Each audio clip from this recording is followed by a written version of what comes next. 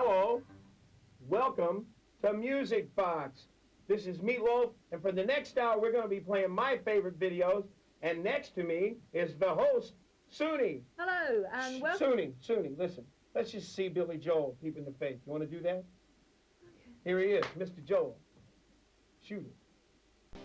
Halen and Jump, the second of Meatloaf's choices of video this hour, and a sadly ironic choice that, wasn't it? It was. Wasn't I did it on that brought purpose. a tear to your eye, didn't I did it on purpose. You see, because if you can sort of get a little close up here, you'll notice that I'm wearing a fiberglass cast, which makes me feel sort of like a boat, but it enables me to take a shower. There's only one problem with this. You see, after I take my shower, the bottom of my blue jeans are wet for the rest of the day because the water runs out through my cast. No. So I have to walk around with saggy blue jeans. And also these shoes that you're getting a picture of came from an Orthodox Jewish promoter in Australia.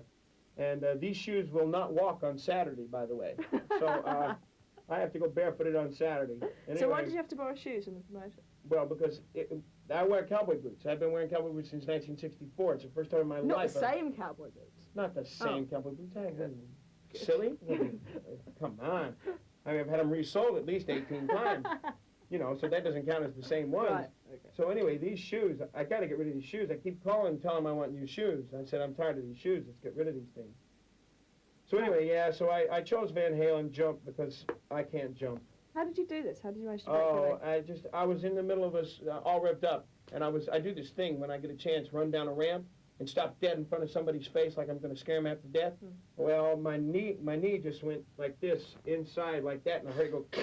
So they tell me when I got to keep wearing it. We end our tour September 17th in Johannesburg, South Africa, and I'm going to go plug here.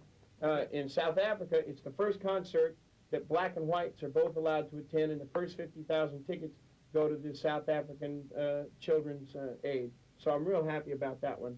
And because Sun City, I've been offered to play a lot, and I would never play because of, they're the, yes, right, good word. Right. Where are we going now? Where are we going now? We are going to Don Henley. Oh, all she wants to do is dance. That's all I would like to do. Another thing. You see, I've got this thing. I told you they were going to start rolling. Oh, no. You're supposed to be watching the video. Oh.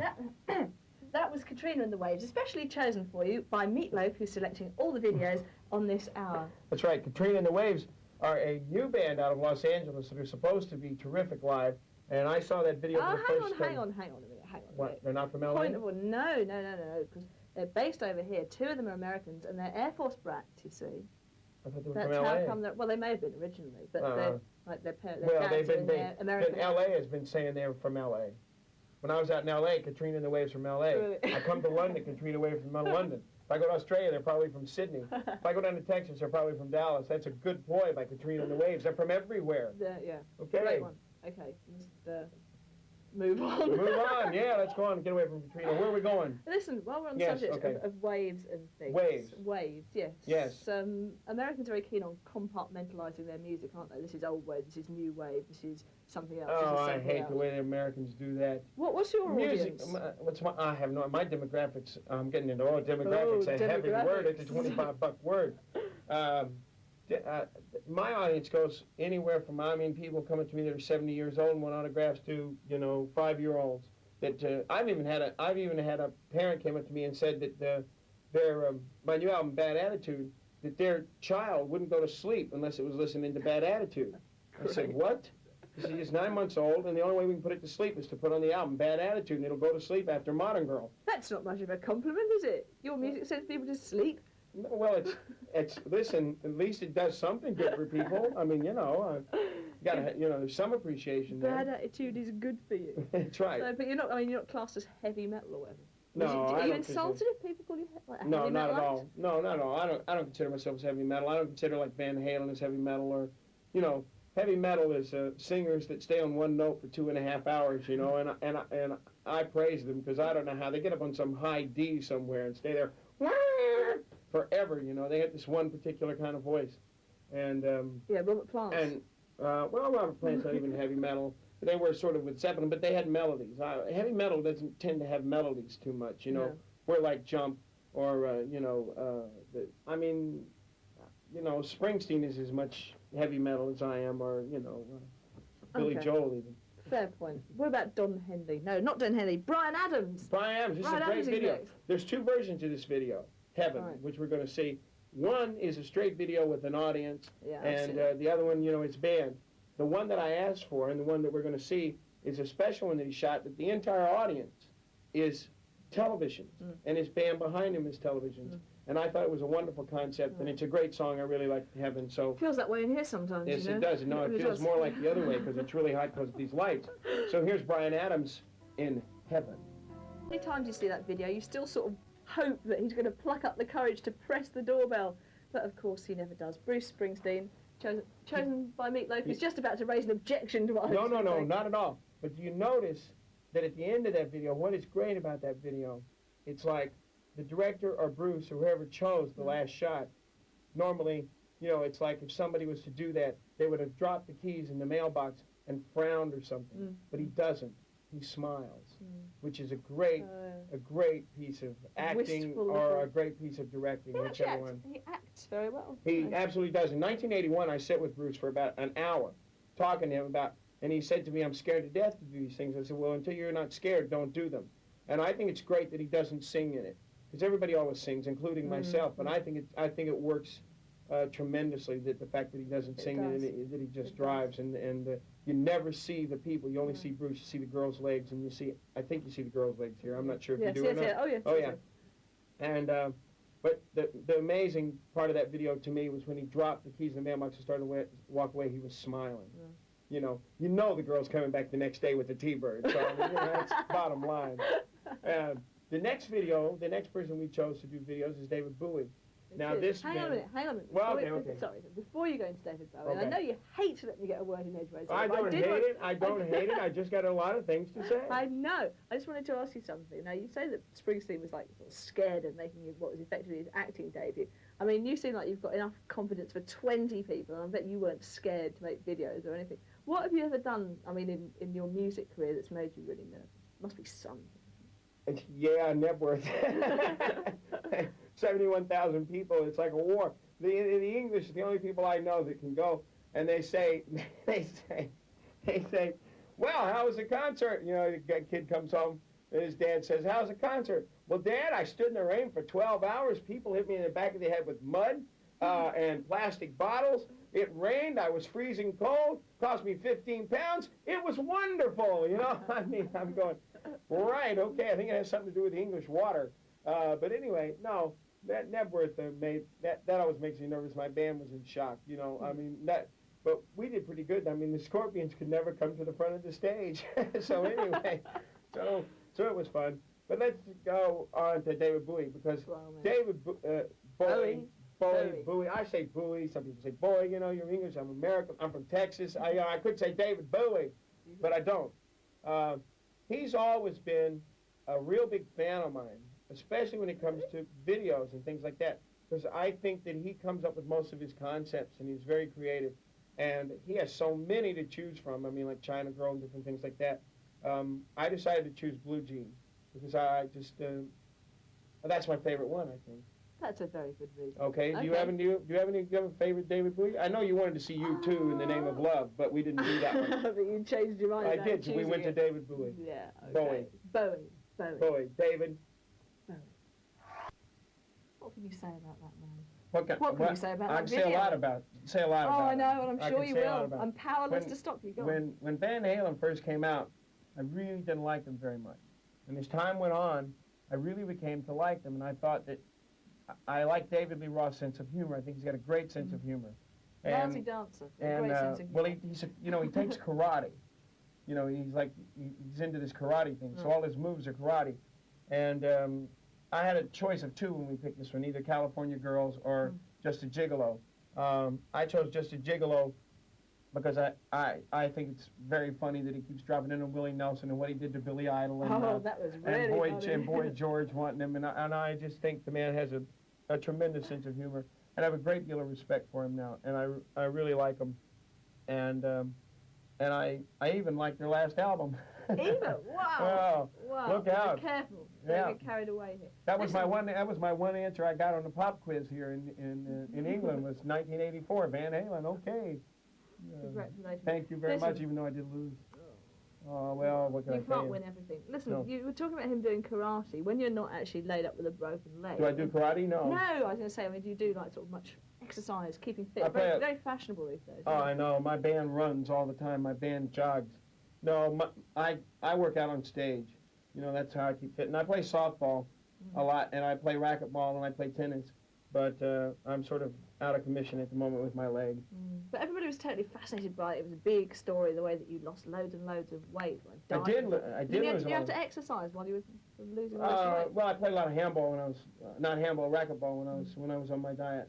What sort of diet did you do? I did the Cambridge diet. I've just been on a diet. I heard 9 people died from it. What's a Cambridge diet? It's a drink, and it's supposed to have all these vitamins and everything. But any diet you go on, you can't just sit there. You know, you've got to do something. So I was playing racquetball 3 times a week and dieting. I mean, I was dying playing racquetball because I couldn't eat. But, I mean, I was dying, literally dying. It's funny because, I mean, everybody knew and loved you for being the girth that you were before. Why did you want to Well, I'm still not. Listen, I'll never be little, darling. I mean, I've been big. Since I went 7 weeks, I said I've been on the road for 7 weeks. The first day off I had was last Thursday after 7 weeks. I didn't know what to do with myself. Sitting in a hotel room, nobody was calling me to do an interview. Nobody was calling me to go eat a floating mint pie in Adelaide, Australia, which made me dreadfully sick after I ate it. They take you out in Adelaide, right? The big thing in Adelaide, Australia, is you used to go to these things, and you have to be really drunk, I think, to eat one, because they put it in peas, and they put this meat pie in these peas, and they're floating.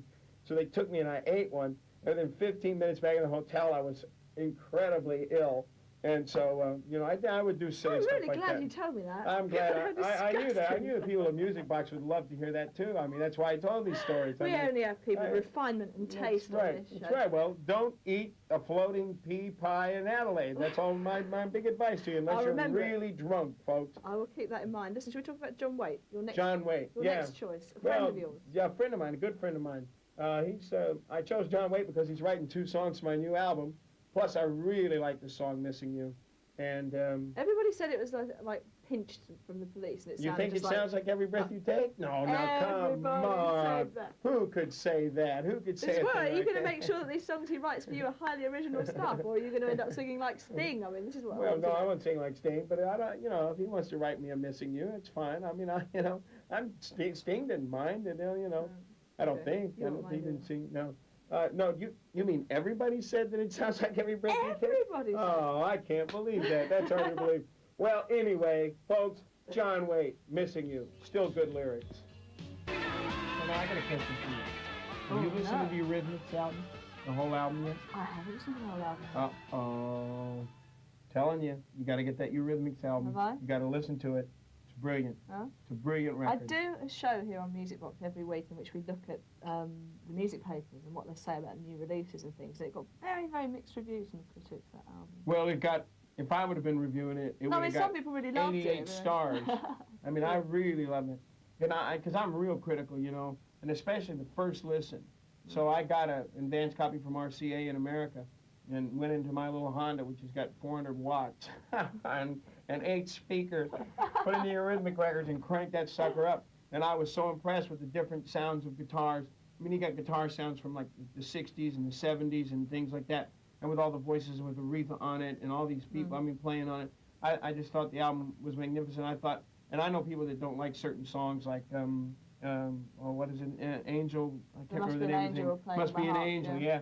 But if they get into the lyrics of that, the lyrics of that are really breathtaking. I think they did a magnificent job, and I think Dave Stewart and Annie Lennox are 2 of the best of our time. I mean, I really do, as far as what they do. And so we played that one, Would I Lie to You. We were going to play another one until I found out that they had a video for the new record. So then we said, okay, well, let's go with that one. I love her dress as well. It's brilliant. I love it. It's really good. Anyway, we're running out of time. We're running out of time. Let me ask you a few more things before we go. Okay, shoot. You've been spending a lot of time over here, haven't you? I've spent a lot of time touring. We toured here like in England and Europe for like 13, 16 weeks or something like that. and then we did about 2 weeks in America. Then we did 5 weeks in Australia. Then I came back and we did Nebworth, and then I went back into Europe. I just did Luxembourg festivals, headlines the Swedish festival, was at Mannheim, co-billing with Deep Purple. We go into Nuremberg with Deep Purple. And then we start touring the 25th in Dallas, Texas, in America. We do 6, 7 dates on our own, and then we go out with John Waite. There's John Waite again, my old friend. We go out with a special guest star with John Waite for a month, and then we go back on our own. And then we're going to end the whole thing September 17th and get back in the album and get the next album released in February. Do you ever stop and give yourself a proper break between tours No, I can't and stand. recording? The only time I stopped is I was in court and in injunctions for like almost 4 years. And for a whole year, I couldn't do anything. And so I got out of that mess, and I swear I don't want to ever stop. I mean, after you've been forced to not be able to do anything for a whole year. But don't you want to go on holiday? You like taking holidays? No, I can't stand sightseeing, and I hate sand, so I don't want to go to a beach.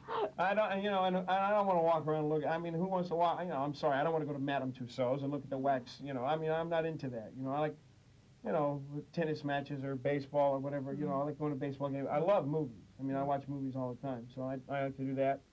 And really, I really like working. Somebody asked me the question, or somebody said to me, "You have more drive and more energy than anybody I've ever met in my whole life, and you just, you know, you just keep going. How do you keep going?" And I just said, it's very simple. I use one word, and it's love. And speaking of love, I have a very romantic video to show you now. Really? Oh, Yes. this is great, because I haven't seen this yet. Yes, no one's seen this yet. Ooh, how exciting. You guys will be the first people Listen, to see it, actually. while we're on the subject of video, you work in, I mean, you direct your own See video. this? See, Yes, I know, there's doing somebody this. making windmill Okay, signs. that's right. Right, so I'll let me do ask you really quickly. I Yes. mean, you direct your own videos. I've directed eight out of the I've done 15. I've directed 8 out of the 14, and I co-directed this one with Steve Hopkins, and Russell McCahill came in on some, and myself, and it's very romantic.